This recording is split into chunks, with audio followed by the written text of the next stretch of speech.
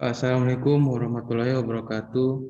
Baiklah, dalam memenuhi tugas mata kuliah manajemen sumber daya manusia, kelompok kami mengangkat kasus hak kurir COD, di mana marak baru-baru ini belajar dari kasus penodongan pistol kepada kurir COD. Jadi untuk nama-nama kelompok 5 bisa dijelaskan oleh teman saya.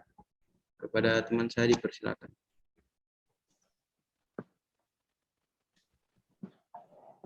Ya, selanjutnya saya akan membacakan kelompok saya. Yang pertama ada Muhammad Ilham Reonaldi, F52 120034. Kemudian ada saya sendiri membacakan nama kelompok, dan kemudian ada Rahmadian Asaada dan Didit Fatur Rahmat, Afrin Maria Sabantini Tambing, Tirta Cahyani, Dimas Kevin Timothy Dotuki, Salsabila, dan Iksan Wahyudi Hanama.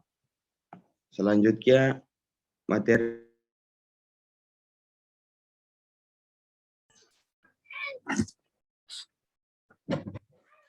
Media sosial sempat diramaikan kasus kurir yang ditodong pistol oleh pembeli barang online COD, cash on delivery atau bayar di tempat. Dalam sebuah video yang diunggah oleh akun @txt dari ONL Shop pada Senin 3 Mei 2012, nampak pembeli sudah membuka paket yang ia terima. Namun pembeli itu menolak untuk membayar meski telah membuka paketnya. Alasannya, barang yang sampai berbeda dengan yang ia pesan. Selanjutnya, perusahaan. Pakar hukum ketenagakerjaan mengatakan kasus ini sudah masuk dalam hukum pidana.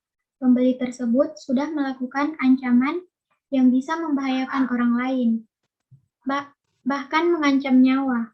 Kalau secara spesifik, hukum ada ya, karena Undang-Undang Nomor 13 Tahun 2003 tentang Ketenagakerjaan itu tidak bicara mengenai konteks pidana, tapi ada konteks norma kesehatan dan keselamatan kerja. Norma keselamatan kerja yang dimaksud berkaitan dengan kondisi selamat bagi seorang pekerja. Dalam hal ini, kurir juga termasuk. Kemudian adapun terkait keselamatan kerja diatur dalam Undang-Undang Nomor 1 Tahun 1970 tentang keselamatan kerja. Berikut penjelasannya. Undang-Undang 1 Nomor 1 Tahun 1970 tentang keselamatan kerja adalah undang-undang yang mengatur tentang keselamatan kerja dalam segala tempat kerja, baik di darat, di dalam tanah, di permukaan air, di dalam air maupun di udara, yang berada di dalam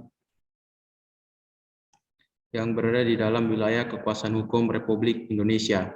Kemudian selanjutnya akan dibacakan oleh teman saya. Kepada teman saya dipersilakan. Baik, selanjutnya dalam Undang-Undang Nomor 1 Tahun 1970 tentang keselamatan kerja diatur tentang keselamatan kerja yang di dalamnya antara lain membuat tentang istilah-istilah ruang lingkup, syarat-syarat keselamatan kerja, pengawasan, pembinaan, panitia pembina keselamatan dan kesehatan kerja,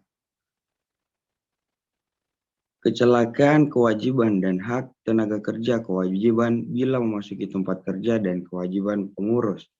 Ialah undang-undang ini diadakan perubahan prinsipil untuk diarahkan menjadi pada sifat preventif. Peraturan baru ini dibandingkan dengan yang lama banyak mendapatkan perubahan-perubahan yang penting, baik dalam isi maupun bentuk dan sistematiknya. Sekian.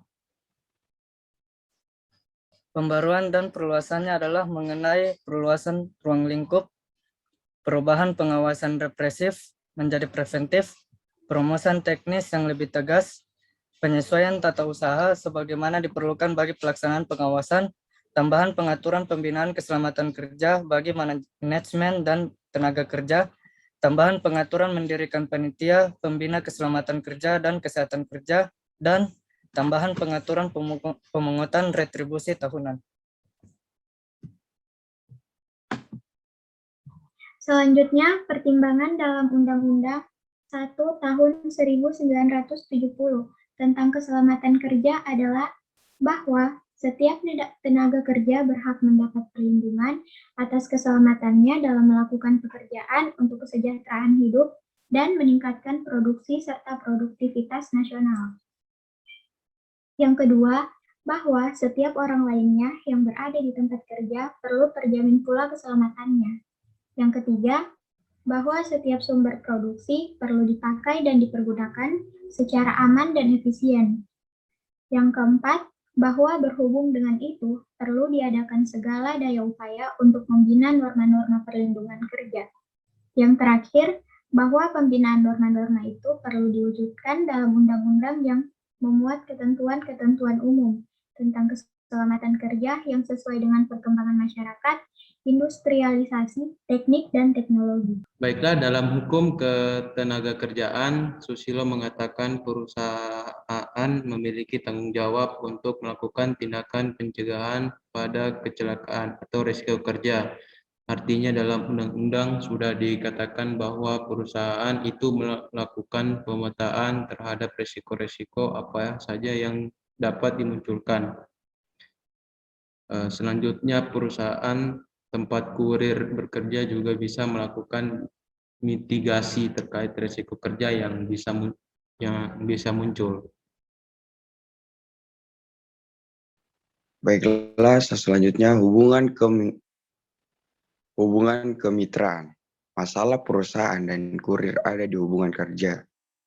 Ia berpendapat bahwa perlindungan bisa maksimal bila kurir berada dalam hubungan kerja, bukan hubungan kemitraan sebagaimana yang sekarang banyak terjadi. Karena saat ini payung hukum terhadap hubungan kemitraan juga masih sangat terbatas. Hubungan kemitraan ini membuat perusahaan tidak terikat kewajiban melindungi pekerja, sebagaimana diatur dalam Undang-Undang Ketenagakerjaan. Karena itu, negara seharusnya turut mengontrol jangan sampai terjadi penyalahgunaan hubungan kemitraan pada jenis-jenis pekerjaan yang seharusnya menggunakan hubungan kerja. Tanggapan perusahaan. Karena belum meratanya wawasan terkait syarat dan ketentuan penggunaan layanan cash on delivery atau COD, tanggung jawab jasa pengiriman hanya untuk mengantarkan paket tepat waktu sesuai SLA, Service Level Agreement, atau perjanjian tingkat layanan pengiriman kepada pembeli. Selain itu, pihaknya juga bertugas untuk memastikan paket tetap dalam kondisi baik dari sisi packaging. Karena isi paket bukan merupakan tanggung jawab jasa pengiriman, kurir hanya sebagai pihak yang membantu mengirimkan paket tersebut dari seller kepada buyer. Jika ada ketidaksesuaian atas isi paket, maka customer bisa komplain secara langsung kepada seller. Selanjutnya, kasus penodongan pistol pada kurir ini terjadi di Bogor, dan pelaku sudah ditangkap. Tersangka adalah seorang pria bernama inisial G, berusia 40 tahun. Tersangka menolak melakukan pembayaran, tidak pernah memesan. Namun, tersangka tetap membuka paket berisi tersebut dan menyebut bahwa isinya tidak sesuai dengan pesanannya. Ia tidak sesuai sendalnya, jadi 3 kali berturut-turut nggak sesuai. Dia pengennya hitam, tapi di aplikasi ditulisnya coklat. Nah, kebetulan ini sudah pemesanan yang ketiga, dan itu masih saja tidak sesuai terus warnanya. Dia pengennya hitam. Setelah ditangkap, menemukan 2 airsoft gun beserta 11 butir peluru, 5 gotri milik tersangka. Dari pengakuan G, pistol itu didapatkan dengan cara membeli di media sosial Facebook.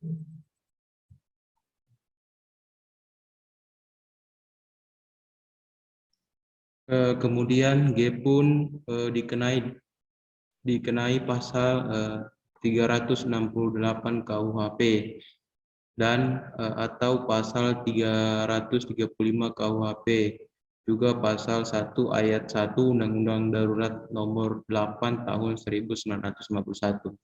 Adapun pasal 368 KUHP ini isinya barang siapa dengan maksud hendak menguntungkan diri sendiri atau orang lain dengan melawan hak, memaksa orang dengan kekerasan atau ancaman kekerasan supaya orang itu memberikan barang yang sama sekali atau sebagiannya termasuk kepunyaan orang itu sendiri, kepunyaan orang lain, atau supaya orang itu membuat utang atau menghapus piutang, dihukum karena memeras dengan hukuman penjara selama-lamanya 9 tahun.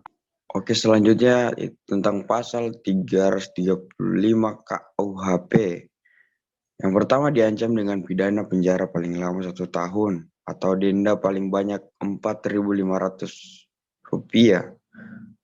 Barang siapa secara melawan hukum memaksa orang lain supaya melakukan, tidak melakukan, atau membiarkan sesuatu dengan memakai kekerasan, sesuatu perbuatan lain maupun perlakuan yang tak menyenangkan, atau dengan memakai ancaman kekerasan, sesuatu perbuatan lain maupun perlakuan yang tak menyenangkan baik terhadap orang itu sendiri maupun orang lain. Barang siapa memaksa orang lain supaya melakukan, tidak melakukan atau membiarkan sesuatu dengan ancaman, pencemaran atau pencemaran tertulis. Yang kedua, dalam hal sebagaimana dirumuskan dalam butir 2 kejahatan hanya dituntut atas pengaduan orang yang terkena. Pasal 1 ayat 1 Undang-Undang Darurat Nomor 12 Tahun 1951. Barang siapa yang tanpa hak memasukkan ke Indonesia, membuat, menerima, mencoba memperoleh, menyerahkan atau mencoba menyerahkan, menguasai, membawa, mempunyai persediaan padanya atau mempunyai dalam miliknya, menyimpan, menyangkut, menyembunyikan, mempergunakan atau mengeluarkan dari Indonesia sesuatu senjata api, amunisi atau sesuatu bahan peledak, dihukum dengan hukuman mati atau hukuman penjara seumur hidup atau hukuman penjara sementara setinggi-tingginya 20 tahun. Tak paham sistem COD, kejadian serupa juga pernah terjadi di Jambi. Seorang pembeli menolak membayar barang yang dia pesan dengan sistem COD setelah barang tersebut dibuka. Alasannya dia kecewa karena barang yang dia pesan, yaitu sebuah sepatu. Setelah sampai ternyata ukurannya berbeda, sempat terjadi adu mulut antar pembeli dan kurir yang bertugas mengantarkan paket tersebut.